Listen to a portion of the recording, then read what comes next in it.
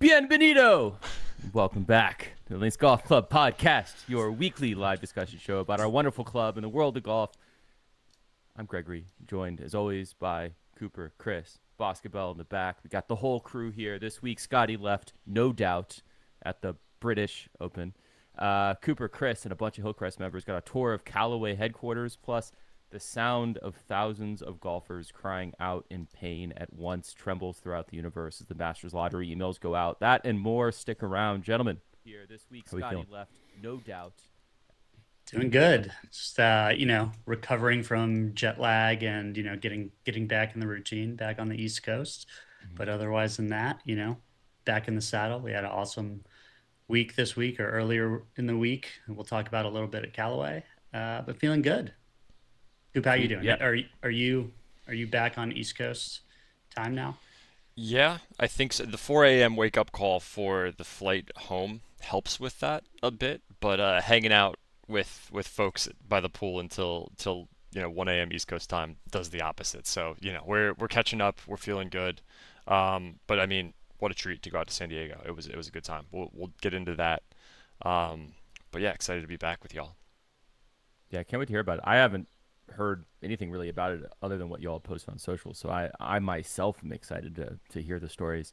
I almost didn't do the pod today. Hulk Hogan passed away. That news came through. Big wrestling fan as a little kid, so if I'm processing my grieving out loud, bear with me. But shout out to Hulkamania. But before we dive in, surprised you aren't wearing all black today. I just read the news like 30 minutes ago and didn't have a chance to change. But surely, we'll And get through it. Ozzy Osbourne too. Yeah, right? this week. It's a tough one for its 80s superstars. Yeah, who's going to be number 3? They always come in threes, right? Yeah, and then Nick Castellanos will probably hit a home run at some point. The Phillies could use it. Yeah, I remember as a kid one time, it was like really little, and my dad, I forgot who it was, but he like looked bummed out. I was like, "What's going on?" He's like, "Well, the first time you really kind of start to feel old is when your like athletic ability goes. Like that's one, your body. The second one is like when people that you grew up idolizing start to pass away. And obviously that's happened previously, but like yeah, like Ozzy Osbourne, like all these people were young when we were young. So it's a strange thing. But this is actually a funny question to think about. Like, who would be the third? Actually, I guess this is kind of a morbid thing to think about. But yeah, funny. What the hell are you talking? In the Hulk Hogan, Ozzy Osbourne triumvirate of that era. Steven Tyler. You got music. You got sports. Maybe a movie star. Maybe like a Tom Cruise. I mean, he seems to be pretty healthy. I don't wish that on anyone. Maybe this is a little morbid. Let's just move on. Look, you asked, I answered that topic. I think that's a great segue into some announcements that we have. Chris, do you wanna start us off? The worst segue ever. Yeah, I'll do better next but time. regardless, hey, we'll start off. Everyone knows by now, or you should know, but in case you don't, today's podcast is sponsored by the Gemini Credit Card, the only instant crypto rewards credit card on the market, and hands down one of the best credit cards if you love golf. So we've talked about it a bit already, but they're giving away 10% back in crypto on all golf course transactions up to $250 a month this summer until September 30th. So we've all been using it. I was using it on some gas and rental cars on the trip this week, getting 4% back, which is awesome. You get up to 4% back on regular transactions, 10% back on golf course transactions, a $200 sign-up bonus when you sign up this summer. And you get it all back in Bitcoin, Ethereum, Solana, or 50 other cryptos that are on Gemini. So really awesome deal. We've talked about it. You get the rewards in real time. And, this applies to the 10% back applies to greens fees you're paying, your monthly dues if you're a member somewhere. For Links.golf, it applies to Hillcrest memberships, Bay memberships, Links.golf events. Like we've still got a few spots open for Tree Farm event coming up in November. It's the only signature event that still has spots. But if you sign up for that, you're getting 10% back up to $250. So really great card. obviously great if you're golfing this summer. Great if you love crypto or want to, get into crypto, get some exposure to crypto. It's actually, I don't know about you guys, but that's been like a hidden perk of using the card is like, I've always thought, I should get like a recurring buy set up or, get some dollar cost averaging going. But this kind of does it automatically for you, right? You just spend like you normally doing, and then voila, some Bitcoin or whatever else you have on there gets thrown in your portfolio. It's pretty nice setup. It's like tariff revenue. You know what I mean? Like it's just like it's a consumption tax, but like it is dollar cost averaging, which helps all of our bags. So it's great. Yeah. But hey, you weren't going to get it otherwise. You use the That's card, true. then bam, it's there. Yeah. My big spending updates. Bought another burrito. DoorDash got 3% back. It was great. 3%. And then I booked, paid for the lodging for the Ryder Cup, over in Scotland. So those are the two most recent purchases. Got 1% back for that. Got 3% for the burrito. Both on to 11. It's great. Very nice. Very nice. And yes, as Cooper has up on the graphic, it is pretty incredible that, Bitcoin rewards earned and held for 1 year on the Gemini credit card have appreciated 176% on average. So, versus getting some airline miles, hotel rewards points that might get devalued over time. This thing is going in the other direction, at least over the past year for Bitcoin. So great card, great kind of app and setup that they have, and a great setup for golfers this summer. So to sign up, head to gemini.com/linkstal to get your $200 bonus, sign up bonus, earn 10% back on golf this summer, and up to 4% back on everything else. Start earning some crypto from your spend and your golf. All right. So that's our Gemini read up front. Got to announce that, got to talk through that a bit. But what other announcements do we have? Coop, we have anything else to talk about up front before we get going? Yeah, still stoked on coming back from an event, hanging out with Links members. Wanted to give another shout out to our member hosted events. If you want to get together with some Links members in your neck of the woods, let us know what course. Reach out to your local course. Say, hey, what's it like to take 2 or 3 foursomes out? Come back. We'll post it in the regional group, and voila, you'll have an outing in a couple of weeks with Links members, and we'll help support that initiative. It's always a great time getting out on the course with our friends in Links. So reach out if you have any questions about that process. But that's been really, really good. And additionally, want to give a shout out to some folks who've been playing some really good golf. Links members 412, Kevin W257, and Metaslinger are 1, 2, and 3 respectively in our Links League Summer League. So let's give a little round of applause there. I don't have the soundboard up yet to do like a confetti thing, but congrats. We've confirmed 412 will be winning 2 million Links coin for taking home first place, 1 million Links coin for second place. So congrats to the winners on Links Leagues. Links millionaires. Yeah, 95 points for 412. I mean, that's an impressive total, competing against his prior scores. And then, as Chris mentioned, there are a couple of spots left at our Tree Farm event in November. So if you're looking to get, burn some calories, get some golf in before Thanksgiving, that is the time and place to do it. We've heard some great things about the course down there, and really excited to be going to see that. So check out our events page, links.io/events, for more information on all of those, as well as our club championship winners at Spey Bay. Recently closed that out, and we had Scott Burgess, Dot Phillips, Ronald Mayer, and Michelle Barkley winning over there at Spey Bay. So love to see that. And we have our Ryder Cup, of course, coming up Labor Day weekend, USA. Some redemption, I think, coming down the pipe against the Euros. But that's what's happening in the club. As always, stay up to date. Hop in the Discord. You can see what's going on. Awesome. I am locked the F in for the Ryder Cup right now. Yeah? I can't wait. You just fired 77. For the Spey Bay? The links Yeah, Ryder yeah, Cup yeah. or for Much the more, much. regular Yeah. Ryder Cup? What are you talking about? Like the Ryder Cup. When I say Ryder Cup, I'm talking about the Spey Ryder Cup. The British Ryder Cup. For those who pay attention. I think that I am very excited. I mean, I think like I didn't get to participate last year. I think the most important thing about a Ryder Cup golfer is that you hate to lose more than you care about winning. I hate losing. Can't wait. My only worry is that like, I cross a competitive line somewhere and like can't go back. So I'm gonna have to like really meditate on that a little bit, just prepare myself for like friendliness rather than Keep it like friendly, yeah. getting into somebody's face when I make a putt.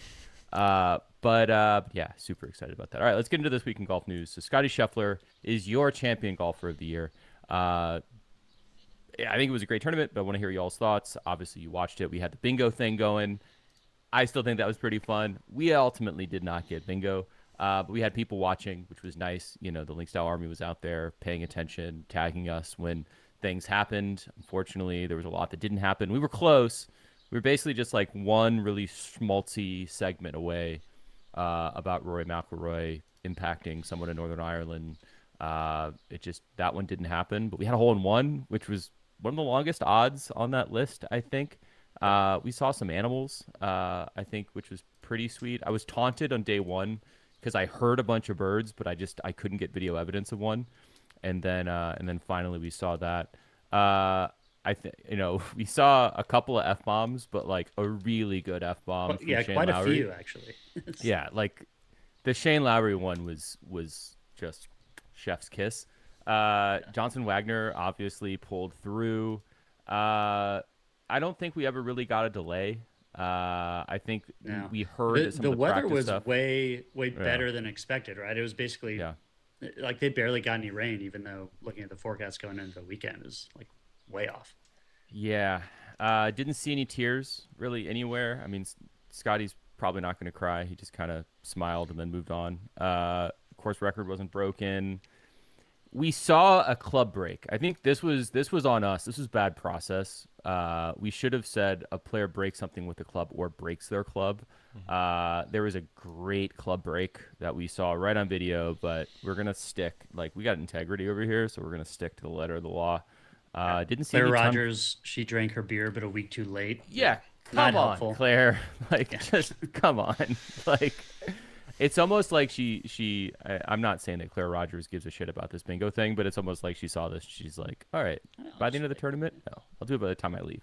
So I don't know. We got close. We'll see. I think it was another fun sort of layer to add on to a major. But more importantly, let's talk through the leaderboard. Any surprises? Obviously, Scottie getting first. Harris English, I think, had a really tremendous tournament, obviously, coming in at second. Got her up. Like the absolute bell of the ball for all the Ryder Cup sleepers right now. And rocking. Won the Scottish, got third, and then just to kind of round out the top here, Wyndham showed up after everything that happened at the U.S. Open T4 with Matt Fitzpatrick, and then one storyline for us that was really cool is that Lee is from the same province that my wife is from in China, so it was she was super invested all weekend because he was playing super well. And usually she won't sit and watch golf with me, but we watched a ton of golf over the weekend because every time that he was on TV, especially he was on the final group with Scottie, it was fun. It's the first time that we've watched sort of an entire round of golf together on TV. So I hope for him in the future to continue to show up in the big lights are on. That was cool.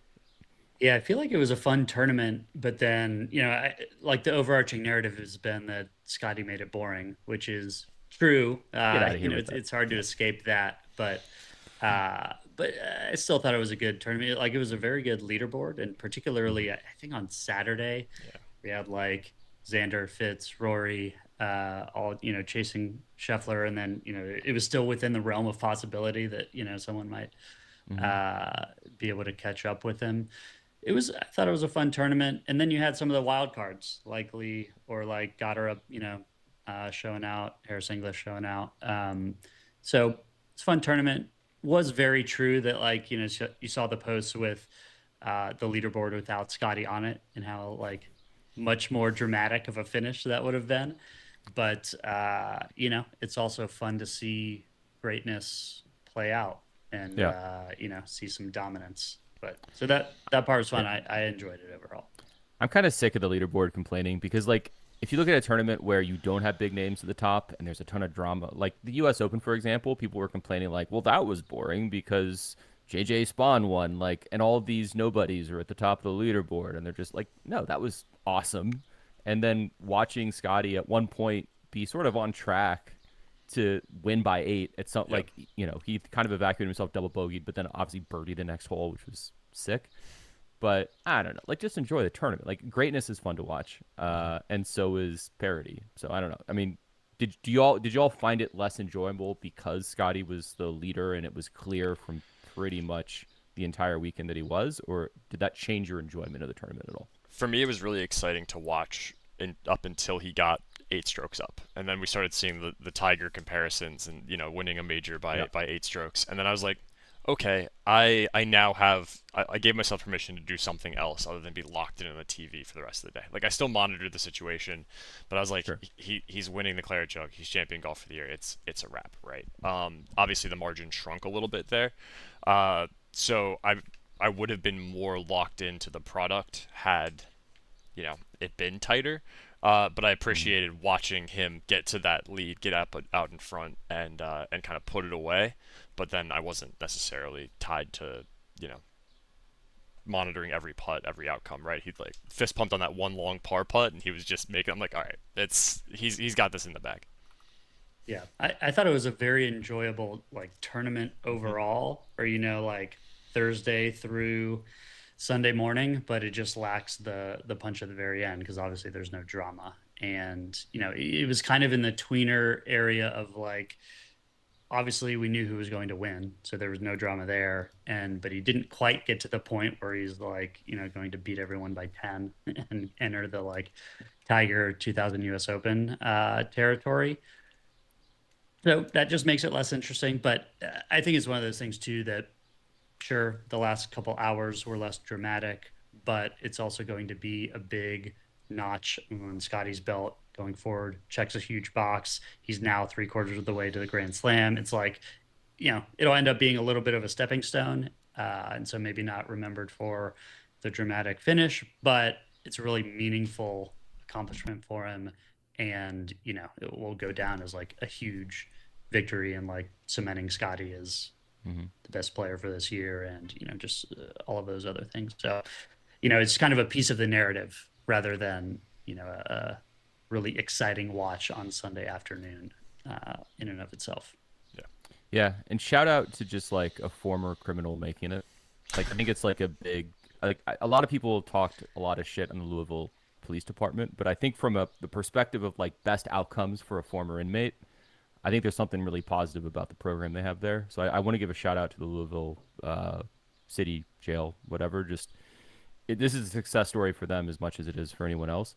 I mean, Scottie was great. I mean, we'll talk about I have some questions about legacy because so obviously people immediately start talking. Like, it's always a thing that happens, right? Like, the easiest storyline is, where does he compare to the best of all time? Like, all right, it's both like a little too early and not too early to have that conversation, but people are having it.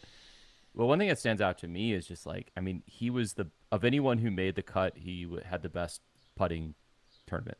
That was always the thing that everyone thought was going to hold him back from being great, great, great. And since he switched to the mallet, he is an unbelievable putter. It's no longer just like, okay, like, I got to figure out how to make this happen in order for me to win some tournaments. He's a world-class putter. He also, I mean, like, around the greens, he was great, although he didn't like gain as many strokes against the field on that approach. No surprise. He was number 1 in strokes gained on that. Off the tee, he was, you know, sort of pedestrian, but then tee to green, he was top 10. So like, it's like, this is the first tournament that I've looked at these numbers on for him that putting was really the reason why he won, right? He wasn't just dominating everywhere else, losing a couple strokes putting. He was putting himself apart because of his putting, which is a scary storyline, I think, for the rest of the tour and the rest of his competitors, is that like, if he's going to be good at everything like Prime Tiger was, then he's going to run away with a lot of tournaments. He squashed the narrative, can he win a British Open? This year has squashed the narrative, can he win anything else except the Masters? I think it makes him even more interesting for the Masters next year, because if he can win everywhere else, then he's going to continue to dominate at the Masters. and then he's going to have the pressure of the U.S. Open. But yeah. Anything else that stood out about the course, the tournament, like what other thoughts you'll have? I mean, I remember we were having this discussion around the Masters, over under how many majors he's gonna win that are non-Masters, right? And we were like, oh, I don't say know. like 1.5. Yeah, and I was like, you guys are crazy. Idiots. He's young. Like, it's gonna be over for sure. I'm smashing that, and I think he really. I promise that was not engagement bait. Like we gotta find that clip and pull out receipts, because that's gonna we be lost all of our recordings. Almost as freezing cold of a take as what's his name? Phil's tweet being like, you won't win before the Ryder Cup. Exactly. Mickelson tweeted that, and that's just, icy cold take. Yeah. Although I feel justified in that take still, even if it ended up being freezing cold. Just saying that, like, there's so many times when we've done it with folks that it goes the other direction, right? It's like Spieth's on top of the world in 2014, 2015. He's going to be the best player in the world. He's going to win 15 majors, blah, blah, blah, and then falls off. Rory, same thing in like 2015, 2016, falls off. Did it with John Rahm. It's happened so many times, which I think is what kind of makes Scottie so special at this point, right? He's like continued to deliver for a pretty extended period now, like 3-4 years of major winning. So like that's big. I think that, kind of separates him from a lot of the other players that have gone into that like number one in the world, potentially the next Tiger, spot, and haven't delivered. And so I think it's still an open question of whether he continues that and how long he can continue it. And, Tiger's longevity is crazy. And, every sign from other golfers that we've seen in the past would say that the odds are against him to keep rolling on that pace. But that will make it a more interesting watch for the next few years to see if he can do it. Yeah, I mean, I think it's interesting. Like, let's talk a little bit about the legacy conversation, just where we are as we live and breathe today. I think we have proven that we have absolutely no prognostication. Like, I appreciate you defending that take. We were both stupid on that. Let's just call that out, hands up. I think that it is worth thinking about where he stands right now. And I think, like, here's the tiers that I would say. Tell me if you all agree with this. Number one, there's just, if you are a really good golfer that never won a major, that's like a group of people that people remember. 20 years from now, people will probably remember the fact that Tommy Fleetwood was great at golf but didn't win a major, right? Like that's one category, right? Next category is up. You won a major at some point, right? That puts you into a different echelon of someone who didn't, right? And whether that's fair or not, there's a bunch of really great golfers who didn't win majors. You can get lucky one weekend and win a major, whatever, but that puts you at a different echelon. Your obituary will always say Masters winner, U.S. Open winner, whatever. They can't take that away from you, I guess, unless you do something horribly wrong. But I'm not going to do the Norm Macdonald joke. But then you start to get in. Still a Masters champion, even if he's chilling in jail for the past however many years. Sure, fair. Can't take that away from him. The next, to me, like what I would define as the next tier, is people who had like really great runs, right? So like to me, Jordan Spieth typifies this. People will remember Jordan Spieth peak, and he had like an apex mountain that was very high. It's unlikely that he'll ever come back to that, but we'll never forget it. He's my favorite golfer. Like, I'll never forget Jordan Spieth. But there's a handful of people like that. Then you start to get into the like people who had like 10-year runs and won multiple major championships. It doesn't really matter to me how many they won, but like I think of like Nick Faldo is obviously like one step up from Jordan Spieth. And then there's like the Mount Rushmore all-time greats where your longevity exists for 20 years. And that's part of like, even though Tiger was hurt for so much of his career and he had so much success in this like compressed time zone, he effectively had 2 careers, lengthened it forever, Nicklaus, everything else. So like, this is where I'm going to ask y'all to stick your neck out. If you had to guess, where do you think Scottie will end up in those tiers, right? Like, do you see him having this long career, which is what it would take for him to get up to the upper echelon of players? Do you see him like this is kind of a run that like that's probably the most likely scenario? He's obviously already surpassed the other ones. So like, where do y'all think this career ends up? Yeah, I think he's gonna be in the pantheon, right? Okay. Not necessarily Mount Rushmore if I had to pick 4, but if I have to pick 5 or 8, like I'd say he's probably going to achieve that. Also, I think that his take about golf not being his only mission, his only dream, like in a way that protects him from burnout in a way that other golfers don't, is because he has this sense of balance outside of it. It also is a potential risk for like an early retirement because he can just be like, you know what, I'm out. I'm going to quit while I'm ahead, and he doesn't squeak out that one or two last major victories that other guys would if they were like, I'm going to grind out for another 5 years at the tail end of my career. So that's a risk for it, but I do think that it's going to allow him to, you know, compete longer at a higher level because he's not obsessed, right? Like he's the best non-golf sicko we've ever seen. Yeah. Yeah, I would say,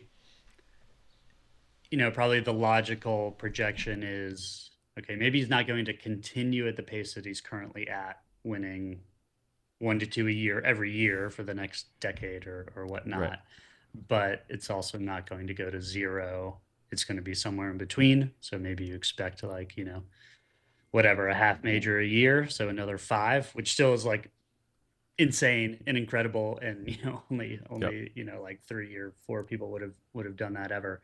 But I feel like that's maybe the most likely sweet spot, but the ends of the spectrum are also still in play too, right? Like it is possible that he enters like Jack Tiger territory, just given where he's at. And if he can sustain it, it's also possible that he does the, Spieth Rory, flies close to the sun and then goes into a long drought, Yep. or even like the Tiger, right? And injuries are always possible. Like there's a lot of stuff that can come about that can hinder that, obviously. Yep. So again, it's like that's it feels like the most likely outcome, but also provides some intrigue to the can he do it? Can he enter that upper echelon conversation over the next 10 years or so? Yeah, I mean, right now with 4 majors, it's Willie Anderson, Jim Barnes, Ernie Els, Raymond Floyd, Bobby Locke, Old Tom Morris, Young Tom Morris, Willie Park Sr., and Scottie Scheffler, right? Now, the 5s, which is a little bit more rarefied air, you got a lot of, you got James Braid, you got Brooks and Rory. So even generation ahead, but like basically contemporaries are still one ahead of him. I still think that like what we're seeing from Scottie is better than any pure peak of golf we ever saw from them. But he needs to like at least get one more notch in the belt to be, alongside Byron Nelson. Maybe Scottie will get a tournament in Texas named after him someday. J.H. Taylor and Peter Thompson. It gets interesting. You get to 6 because then you have Faldo, Mickelson, and Trevino, right? But I think we would all be disappointed if Scottie's career isn't better than Phil's career. What Phil has had is longevity, right? From 2004 to 2021, and he started sort of winning majors late, right? So he had a long career, but a somewhat compressed major career. And then we're at Bobby Jones, Arnold Palmer, Sarazen, Snead, Varden. So like we're only really, we could be, to your point, like I think the half a major a year is fair. We're like still within this decade, at which point Scottie would be 35-ish, that he could at least be in the same conversation just purely based on wins as like a Tom Watson, a Bobby Jones, and a Palmer. And I think if his career ended there, that's kind of okay. Like it's just looking at this and doing the math, like the Tiger and the Nicholas thing, I think is just like off the table. And a lot of that is It's like really there's tough. just Yeah. it's just impossible. Like there's so much more parity now too. Like at any one of these majors, even though it felt like at the Open no one else had a chance, that could go a bunch of different directions. Like Bryson charged late, he could have played a lot better golf. I knew he wasn't going to win, but he could have played better golf. Rory was there. Yeah. Like, well, and the fact is he's not doing it every time, right? Like at the U.S. Open, he's still top 10. He's still played well, but he's not running away with every single tournament. There is a lot of parity out there, and things happen. There's some variance, all that. Yep. The other thing about Scottie, which is interesting, is that he relatively he got a pretty late start. Mm-hmm. He wasn't the Jack was first one at 22, Tiger won his first one at 21.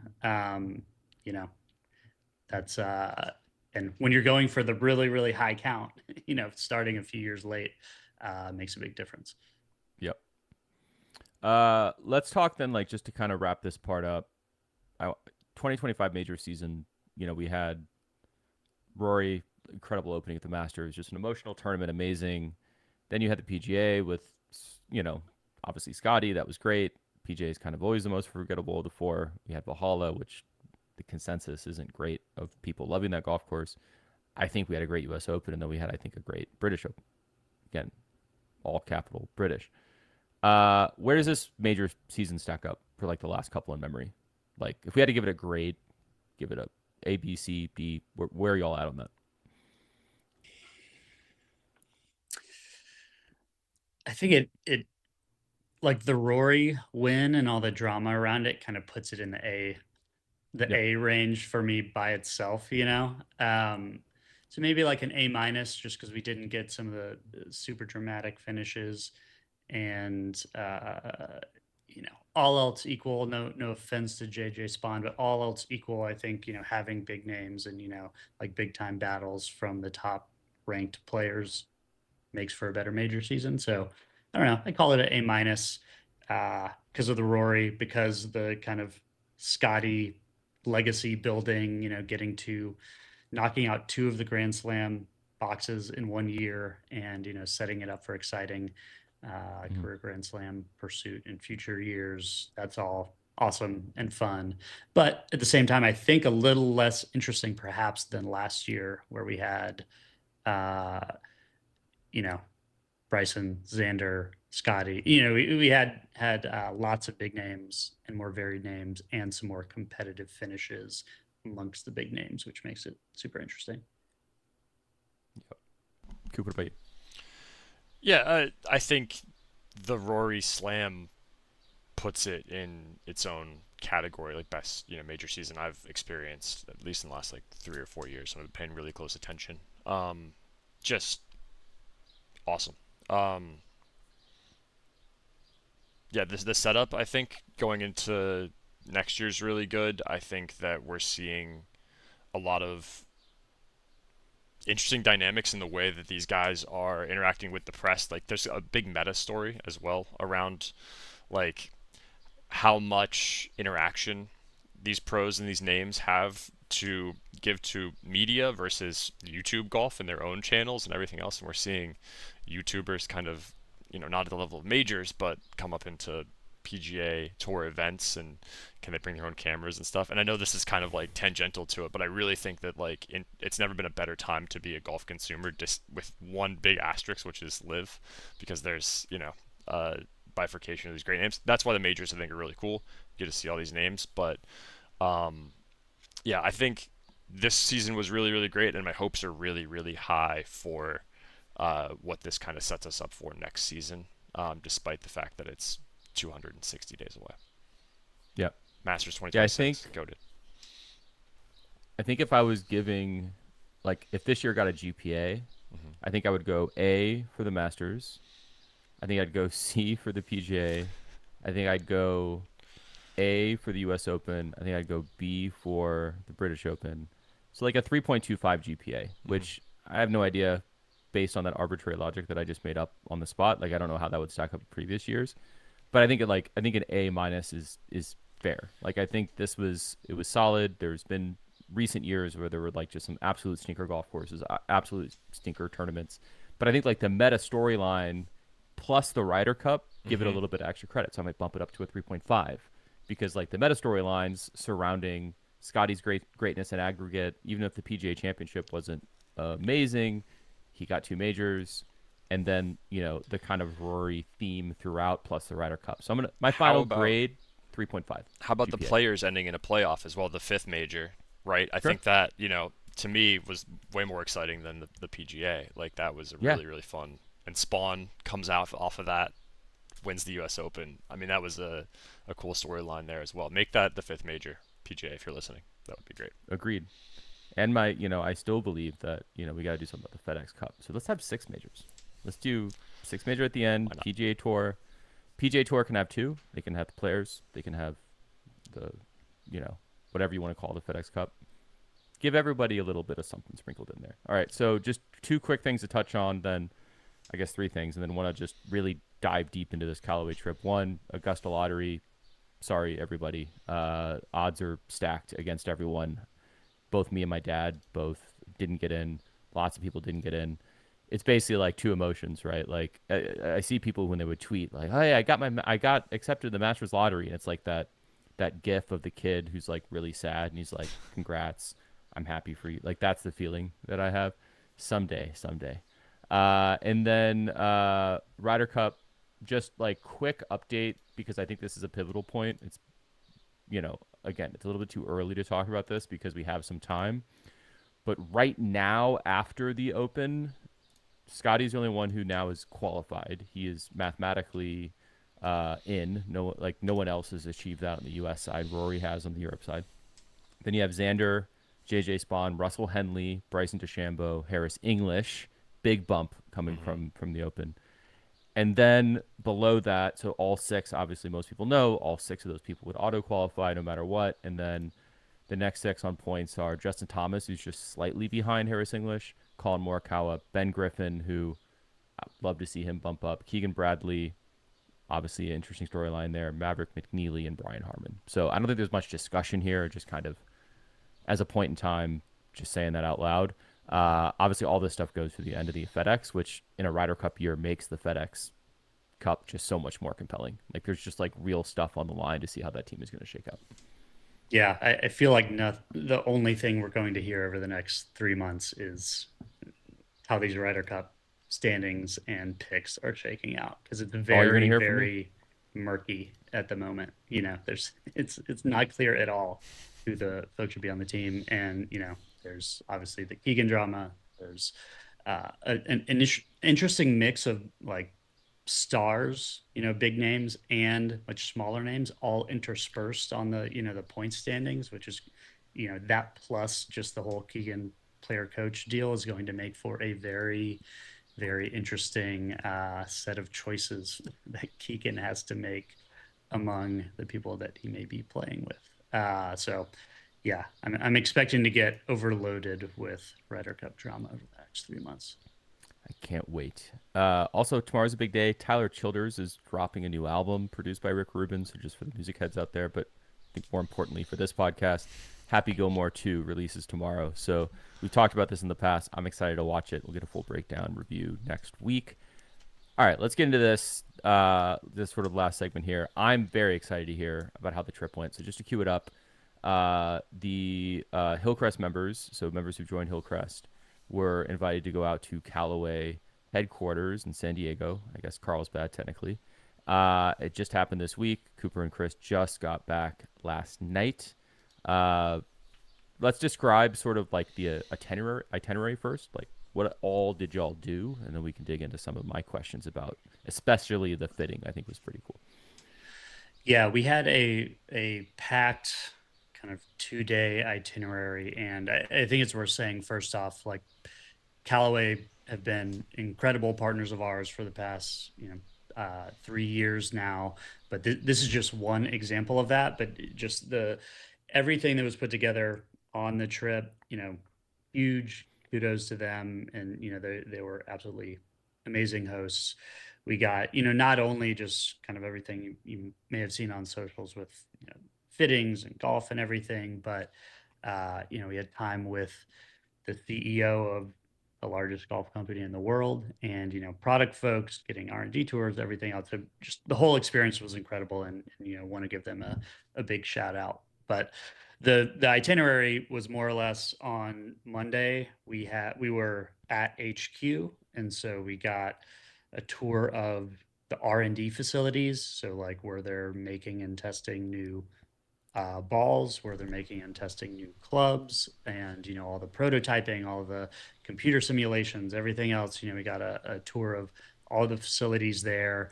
Then we had some time with the product development teams and with the marketing teams and with the CEO to ask some interesting questions, kind of dig in on what they're thinking about or everything that's going on with Callaway. So that was a really cool experience, I think, certainly for me, but for all the members that were there, and that was pretty incredible.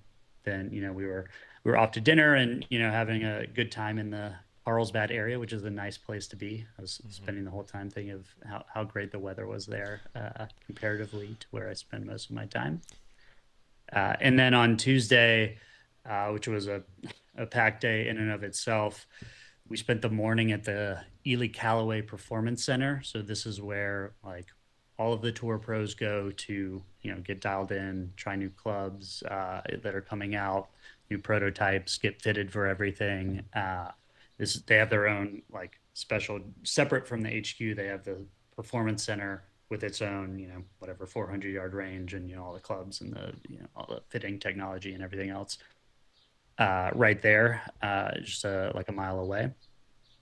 So all of us went through full bag. So woods, irons, wedges, putter, fitting every club in the bag, getting all the insight from the team there, which I think we'll talk a little more about because that was a very cool experience. I found it super interesting. So everybody in the group was able to do that. Then we're off to lunch and played some golf in the San Diego area, and then some more, dinner and good times in Southern California.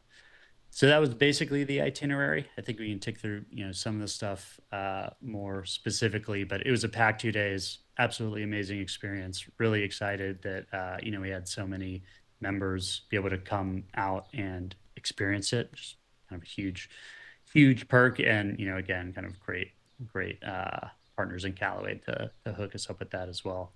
I don't know, Coop, what was your I will favorite? say one thing. The reviews are streaming in already in Discord, and specifically, holy shit, Links DAO event organization is insanely good. Big thanks to Chris Bruce, Links team, and the team.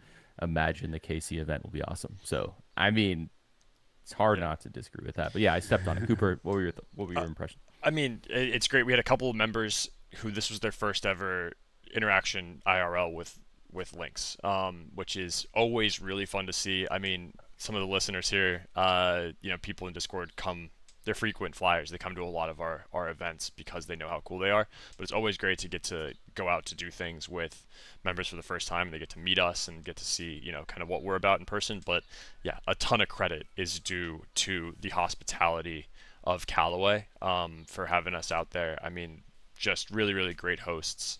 Let us ask all kinds of questions and see some really cool stuff that they're working on. Word on the street. Go ahead. What was your biggest? Continue whatever you're going to say, but I'm curious what your what you thought the most interesting part was, or maybe most surprising of the whole Yeah. I mean, I kind of assumed a lot about how much tech and manufacturing were combined in the creation of the clubs and the balls. But seeing that in person was really, really cool. I think the fitting experience was just over and above. Like, getting to go out, talk to some guys who worked in Callaway R&D building these clubs, and now they're out there showing you, how they're working, giving you personalized recommendations based on your shot data, was really, really cool. Seeing my driver, which is only a couple of years old, a Callaway Paradigm, compared to the Elite, and seeing, 25, 30 further yards of carry, hitting some of these new irons where off of my 21 Apexes, it felt so towy, but off of these new clubs, like with the titanium AI faces, just like 5 yards right versus, what would have been, a wicked push.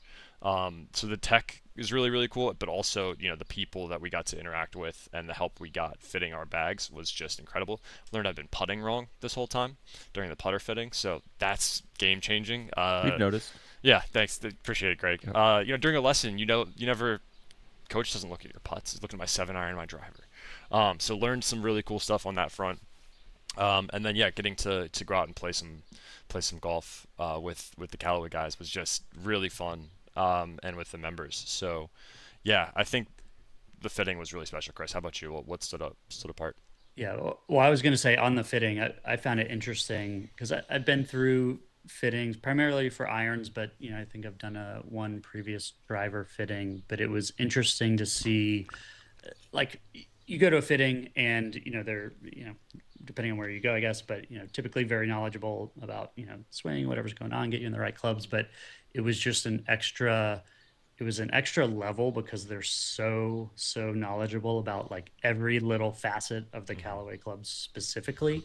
So I just know going through like the woods portion of the fitting, they were going through like all the different combinations that they see tour players use, and some other like single digit handicappers use, and like, oh yeah, this specific model has a little draw bias, and I know your misses left, so like I actually think you should be in the specific one with this shaft, and that's gonna actually be a good combination for you, and like all of that stuff was really cool to see, and like I found very interesting hearing them talk through, and cool to see, like, because we saw the R&D part and then the fitting parts, like that's where it all came together.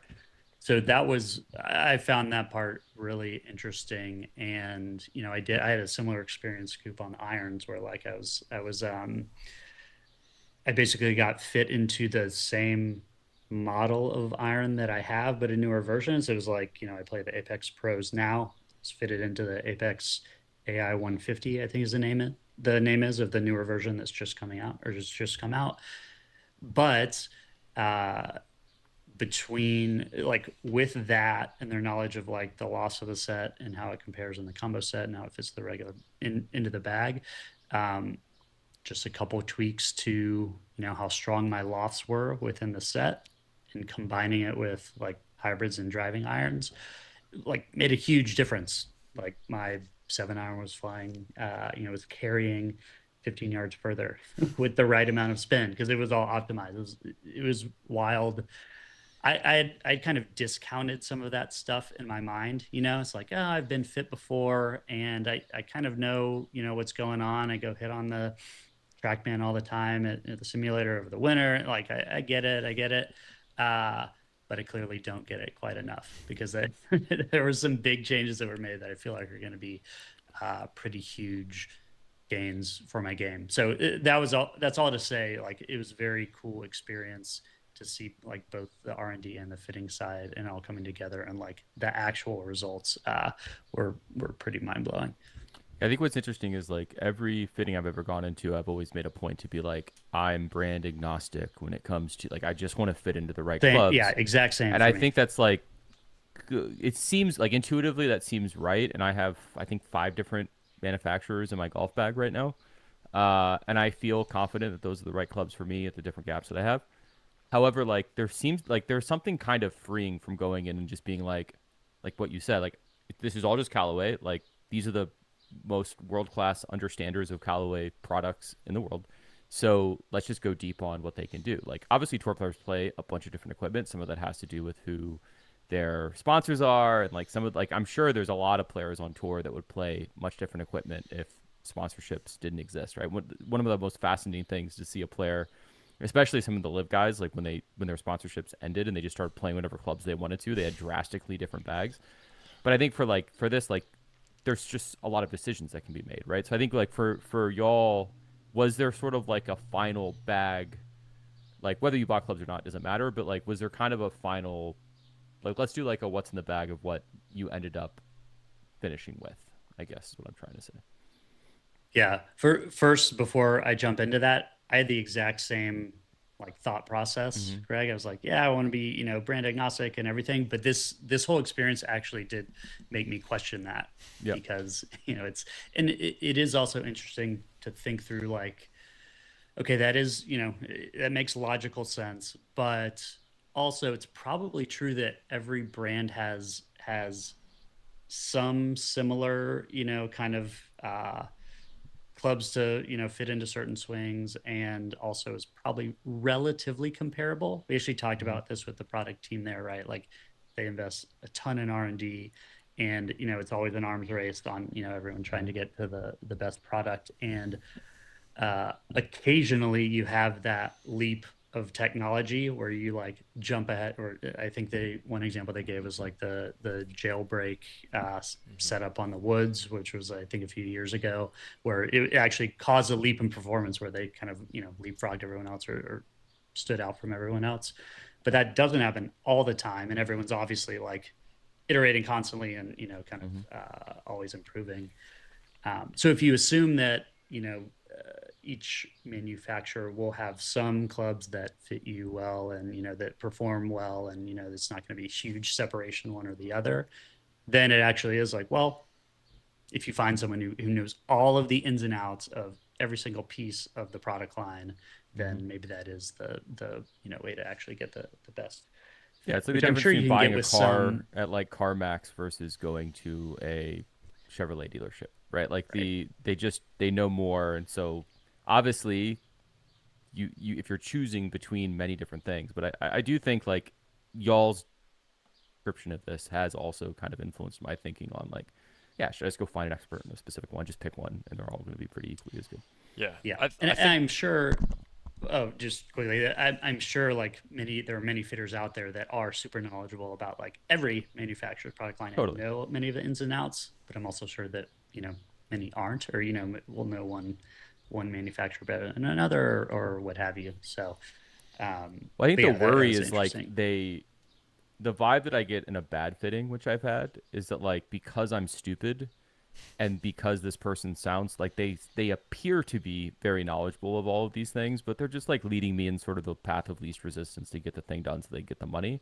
I think that's like an interesting thing about the Callaway thing is just like the incentives were aligned, right? It hmm was a teaching experience, it wasn't a sales experience, hmm and I think that you probably understood a lot more about how your swing related to gear effect than you would have gotten from a conventional fitting at name your fitting location place. Yeah, I think one of the big takeaways I had is, in addition to all of the R&D they do, they spend a lot of time, months actually training their fitters, right? The Callaway Mm-hmm. trained fitters who go out to Dick's and Club Champion and everything else because they know what's going on with the Callaway clubs very, very deeply. And, if you're listening to this and, you might be somewhere between a 10 and a 25 handicap and you just picked up a set of clubs off the rack or hand-me-downs, like, my tip for you is get fitted by somebody who knows what they're doing. Like, I was a 22 handicap. I playing Tommy Armours from 1994. I got fitted into some Callaways at 5 iron, right? Which like multi-club fitting, and like my handicap's been going down and down and down. Today I was like, hey, I mean, or when we were at Callaway, I was like, I love my irons, right? Like I have no complaints about what I'm currently hitting with, but you could still see an incredible difference when you're put into the right club for your swing. Mm-hmm. So whether it's Callaway or something else, like go get fitted and see what improvements you can make to your game, and like Mm-hmm. even a couple of years difference can make a huge impact with the Mm-hmm. amount of work that these folks are doing on R&D. Yeah. And by the way, like you can get fitted for a single club. Yeah. Like and you can also get fit. I mean, so some of how this works, a lot of companies that will work is that you pay for the fitting, but then you make them you basically then that applies to the clubs if you end up buying them, but you can also just not buy the clubs and pay for a fitting. And even that might impact the setup on your existing clubs, right? Maybe there's changes you can make to that. Maybe you can even bend your irons to a different lie angle or loft strength or like any of these things that you can do that help, but like gear effect is very very real. And I think like there's always this thing on like the golf subreddit, people are like, should I get fitted? And there's just like always an argument around like, no, if you suck at golf you shouldn't get fitted, it's a waste of time, it's a waste of money. And there's other people who advocate like, no, you absolutely should get fitted. The answer is probably like somewhere in the middle, and it depends, which is boring for a podcast. But like I think one of the biggest things that I feel like has helped my game is just better understanding gear effect and better understanding the data behind my swing, because it just like makes me way more conscious of what's happening, and it like allows me to sort of not think about my swing as much. So agreed, like getting fit is one step on that journey that's very very very important, and it sounds like the Callaway fitting experience was amazing. I guess a couple questions is like any like golf ball roll back, any conversation there? Did they broach that at all? Was that a topic? I'm curious their thoughts on that. Yeah, Yeah, huge. yeah, definitely talked about it. And I mean they're already developing for it, obviously, right? Like, I think they were talking through, it's typically like 2-year product cycles, and you've got to have everything locked in kind of 6 months before you release. So you're scaling production and all of those things, right? So they're well um, within the time frame of having to be doing that already. And they've obviously been thinking about it for a long time, in preparation even prior to announcements and things. But yeah, I think overall my sense was, yes, they're obviously, they're optimizing towards that. They know it's coming, and so they're giving a lot of thought to it. And the other interesting kind of commentary on it was that what they have to think about, right, is for whatever rule that's out there. Rollback's one example, but I can take any number of other examples. The old driver COR tests, and now there's different constraints, right? Whatever it is, whatever the rule is, there's going to be some specific test that's applied to measure it. And so immediately from their perspective, it is okay if that once we know what the test is, then their job is basically like, okay, how do we maximize performance given the test? And it's not even just like, it's beyond just rollback specifically, like, okay, we're going to have a slower ball, so we need to make a good slow ball. It's like, okay, this is specific. The test is, I don't actually know what the specific test is, but I think it's like robot swings, a certain number of swings, has to be a certain ball speed off a certain swing speed, so on. So, okay, given that, what they're clearly now doing is, okay, now all of our R&D is about, okay, how do we optimize every single thing based on those very specific constraints to get, max driver velocity and low spin off the driver, high spin around the greens, yada, yada, yada, and all the right feel and everything. It's almost like car racing, where it's like there's a shared spec, like stock car racing or even F1. It's like there's a shared spec that like the value that accrues is to the teams who are able to maximize the performance within that spec, right? That's where the teams excel. Obviously, driver has to do with that the same way that a golfer does, but that seems like a very interesting problem to solve. Yeah, and it was interesting to hear, like many of the folks that have worked there have been there for doing this for 20-25 years, and so they've obviously seen this type of thing many different times before, right? In different flavors, whether it's driver size and speed or whatever else the new constraint is. But it was interesting to hear them talk about it, because I guess the sense I took away from it was, yes, this is just the next thing, and we've done this a lot of times before, and we invest a ton in R&D, and so we'll make the best for performing thing given whatever the constraint is, and this is just the latest one. Sure. Yeah. Another really interesting concept there was how the game has evolved, or the club manufacturing game has evolved from like craftsmanship, you're carving wood basically to make woods, to like machinists and mechanical engineers, metal and everything, and now how it's kind of evolved into a collaboration with software, and supercomputers are helping to compute the club faces, and there's still that like heritage of craftsmanship and machinery that now is going in with PhD level computer modeling, right? And they're doing like all of this at the same time. Really, really interesting stuff. And then there's also like this aesthetic side where they showed us the inside of the driver and how they're modeling it for the sound it makes, right? And there obviously performance is a major consideration, but they also want it to sound cool when you hit the ball and like avoid a Nike Sasquatch situation. So they're testing all of that at the same time, and really, how the club looks when you set it down. These are all like different elements of what they're doing, but I think all of these constraints provide opportunities to like level the playing field with competitors as well. It's like who can perform and beat these tests at the same time, and I think that the way they think about their product is really, really interesting. We heard it a bunch. They have a saying, it's demonstrably superior and pleasingly different, DSPD. And so everything that they make has to be obviously testably better than everything else, but also pleasingly different, because it doesn't matter if it's just better, it has to be different in a cool way. And they said that a lot, DSPD, as we were going around. Sounds like the Peter Thiel 10 times better, 10 times different is what make a company stand. It does sound like that. Great. Yeah. I mean, it's interesting. Obviously, it sucks for golf manufacturers that these changes are coming, because it means that they have to invest in making a bunch of changes to their product line, their supply chain, all of their R&D, all of their marketing, all of that stuff has to change. But the leveled playing field thing is an interesting opportunity. Like, and I think it sounds like Callaway's thinking of this that way. Like, look, it is what it is. And this actually means that, the baseline for all of our competitors is now established. It always has been to a certain extent, but it's established in a new way. Now it's a race to see who can be the best within those headwinds. So that's interesting. It's good to hear them, like, just from a business perspective, thinking about it that way. All right, so let's maybe wrap up here in a second. Anything else stand out about the trip? Anything else you want to share? Any other favorite parts you haven't talked about? Coop, did you have anything? Any big ones we missed? Chris and I had 3 net eagles on our team, which was pretty cool. We rolled in a birdie putt on 18, which was great to end around with high fives. Always a fun time out. But yeah, I mean, my biggest takeaway is how superior San Diego weather is.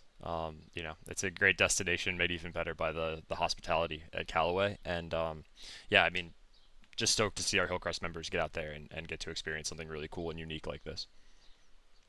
For sure. Yeah. The only other thing I was going to mention, you brought to mind when you were going through the fitting stuff, but you can actually, like, if you're just a golfer in the area, you can actually book time to utilize their fitting center, separate from the kind of tour performance center where they do all the kind of prototyping and stuff. But you can go to Callaway HQ and like book a time to get fit there, and they have the simulator bays. We saw all the different kind of options they have set up. So it would be tough for me to take advantage of from across the country, but if you're anywhere near there, it's actually something that you can do, just as a golfer, which is pretty cool. So you can keep that in mind for all the SoCal folks out there. Yeah, for sure. Cool. Well, just last thing to mention here, we have some kind of about breaking news, but we have some, I think, good investigative journalism here by Yip Strickler, who mentioned, one of Hillcrest members, Patrick Mahomes, has started posting scores again, and back-to-back pretty great scores. His handicap is down from a 7.7 to a 0.8, which I think the Hillcrest membership in general should be happy with that, because it sounds like he was somewhat soft-capped at 7.7 and not exactly the kind of person you want to go out and play in a members match. But he is now soft-capped at a 4.2, so there's some movement there. Anything else? Any thoughts here? What does this mean for, hopefully it'll be a club championship next year. Like, what does this mean for Hillcrest? What does this mean for Mahomes? Thoughts here? Just, this is fresh. So if you don't have thoughts, that's fine. But it is fresh. No, it's pretty funny. I read it as, he's getting ready for the Hillcrest grand opening next year. That's sure.